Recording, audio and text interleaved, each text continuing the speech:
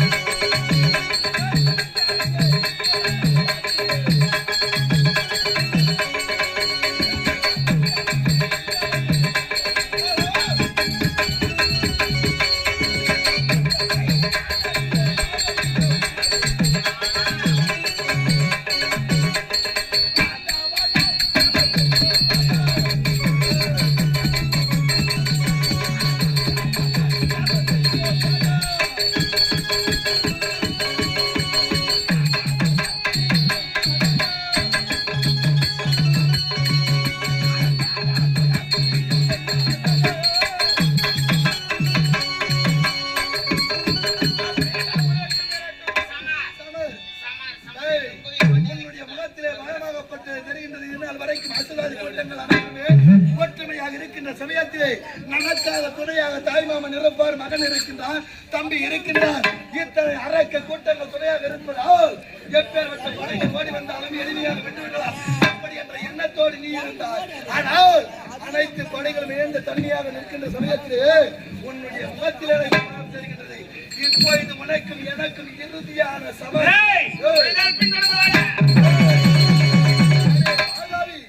என்னோடு சமஸ்தைய தைரியம் இல்லாமல் ஓடுகின்றாயா? நீ எங்கே ஓடினாலும் சரி, உன்னை விட போவது கிடையாது. தொடர்ந்து வருகிறேன்.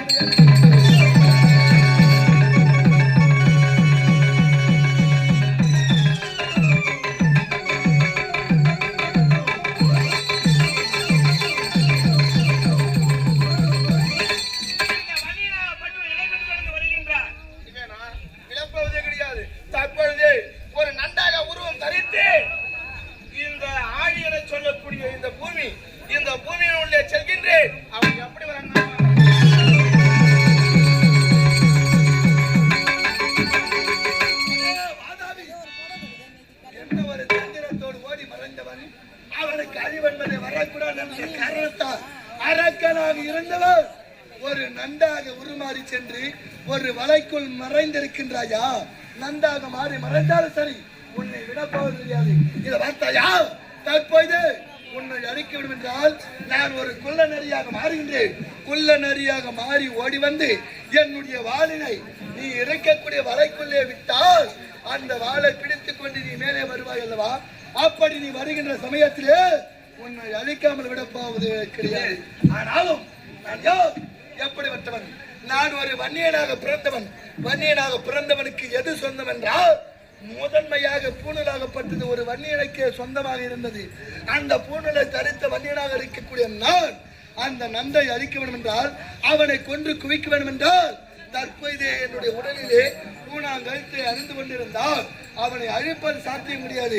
தற்போது இந்த வன்னியனுக்கு சொந்தமான இந்த பூணாங்கழுத்தை கழட்டி இதோ வழியிலே வைத்துவிட்டு தற்போது சென்றவனை நான் அழிக்கின்றேன்.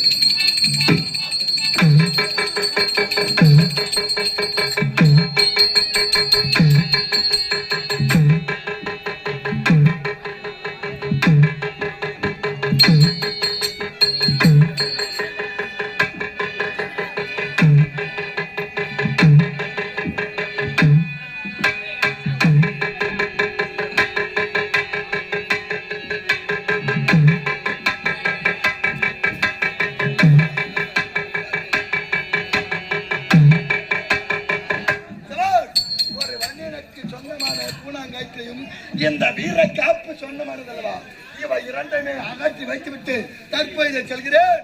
அன்னையை சந்தித்து விட்டு அவனை கொன்று குவிக்கின்றேன்.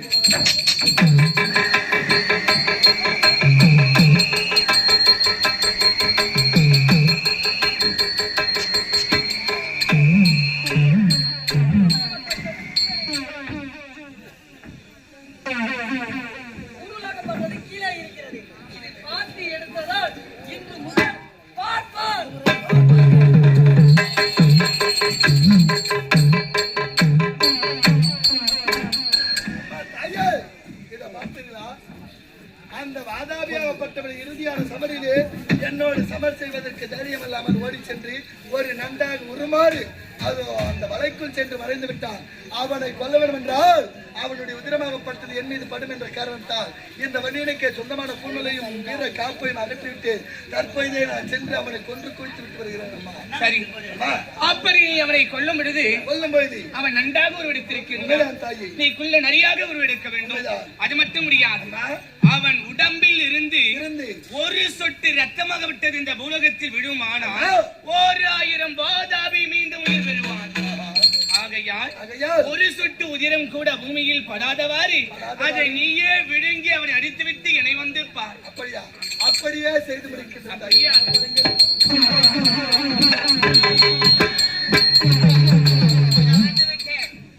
நன்றாக உருவம் தரித்து வலையினுள்ளே சென்று மறைகின்றேன். என்ன ஒரு தந்திரமான முறையில வரவதை வெற்றி வைத்திருக்கின்றாய். உன்னுடைய உடலில் இருந்து ஒரு சொட்டு உதிரப்பட்டு இந்த பூமியில விழுந்தாலும் அந்த ஒரு சொட்டு உதிரத்தில் இருந்து 1000 வாதாபி அரக்கர்கள் உருவாக வேண்டும் என்று நீ வரவதை வெற்றிருக்கின்றாய் அல்லவா. ஆகையால் உன்னை அடியோடு அழிக்க வேண்டும் என்றால் உன்னை போன்ற அரக்கர்கள் இந்த பூலோகத்திலே தோன்றாமல் இருக்க வேண்டும் என்றால் தற்போது நன்றாக இருக்கக்கூடிய உன்னை எடுத்து என்னுடைய இரு கரங்களால் பிசைந்து ஒரு சொட்டு உதிரம் கூட இந்த பூமியில விடாமல் முழுமையாக நானே விழுங்கி முடிக்கின்றேன்.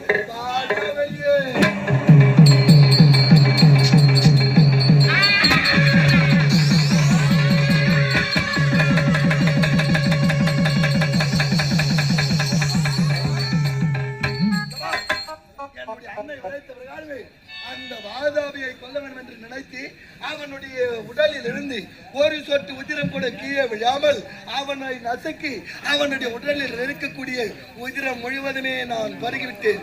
இதுல இருந்து என்ன தெரியுதுன்னா, நந்தி என்பது ஒரு உயிரினம். எந்த ஒரு உயிரினமாக இருந்தாலும் அதனுடைய உடலிலே ஒரு சொட்டு ரத்தமாவது கண்டிப்பா இருக்கும் இல்லையா. எந்த ஒரு உயிரினமாக இருந்தாலும் அதனுடைய உடலிலே ஒரு சொட்டு ரத்தமாவது இருக்கும். ஆனால் நண்டுக்கு மட்டும் உடம்புல ரத்தமே கிடையாது. அது ஏனென்றால் இந்த புராணத்தின் வாயிலாக வாதாபி என்று சொல்லக்கூடிய அரக்கனை இறுதியாக நன்றாக உருமாறி அவனை வன்னியன் என்று சொல்லக்கூடிய இந்த வன்னியர் அவனுடைய உதிரத்தை முழுமையாக பருகியதால் இன்ற அளவிலும் எந்த ஒரு நண்டினமாக இருந்தாலும் சரி அதனுடைய உடலிலே உதிரம் என்பது இருக்காது. அதற்கு உதாரணம், அதற்கான ஆதாரம் இதுவே சாட்சி. இதோ இந்த வாதாபை அழித்து விட்டு இந்த வெற்றி செய்தியை சென்று என்னுடைய அன்னை இடத்திலே உரைக்க வேண்டும். அம்மா தாயே, நீங்கள் உரைத்த பிரகாரமே சென்று அந்த வாதாபியை அழித்திருக்கிறேன். அப்படியா?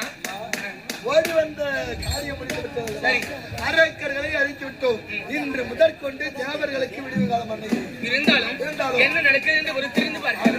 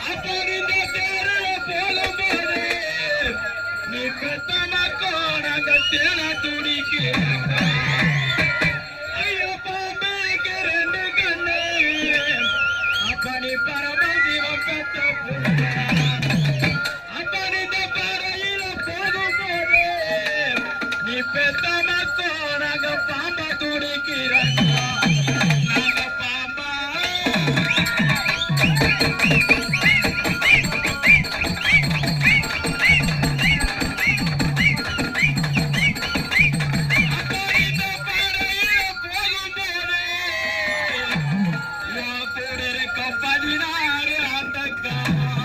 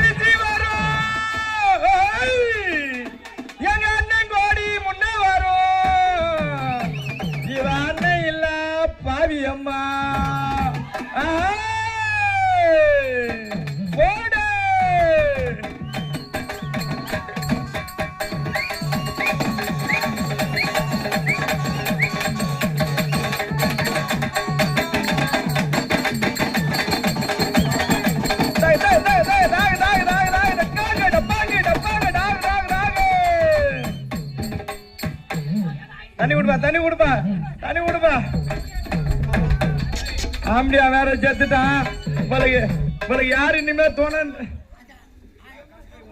காசா காசு காசு எது பண்ணா போடு போடு எல்லாம் கையில இதுல போடு. கட்சி காசு போடு. 5 ரூபா கட்சி காசு கட்சி காசு கட்சி காசு 5 ரூபா. டாக்டர் போட்டு 5 ரூபா எனக்கு. டாக்டர் போட்டு 5 ரூபா. ஐயோ ஐயோ ஐவிடி ஐவிடி இனிமேல் நீ பொட்டு வைப்பியா? இனிமேல் நீ பொட்டு வைப்பியா? பூ வைப்பியா? நீ அத்தனை நடுரோட்ல போனா பாக்குறவங்களா அத்தை விட்டு வரான் ஆம்பியான விட்டுட்டியா நீ பாவி?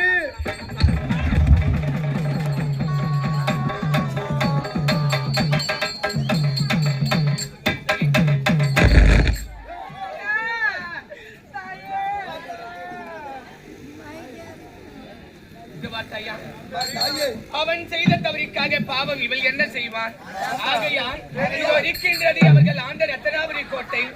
இந்த கோட்டையை இவளுக்கே மணிமுடி சூட்டி இவளையே நாட்டை அரசாட்சி செய்ய வேண்டும்.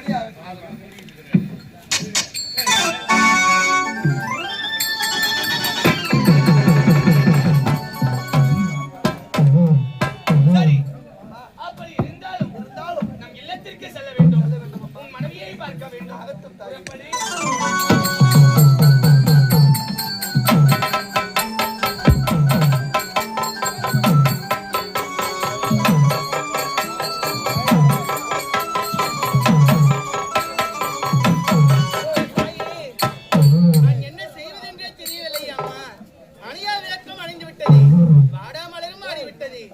உங்களுடன் சென்ற வேட்டனாயும் திரும்பி வந்து விட்டது. என் கணவருக்கு என்ன நிலைமை நேர்ந்திருக்கும் என்றே தெரியவில்லையே. தற்பொழுது சென்று வருகிறேன்.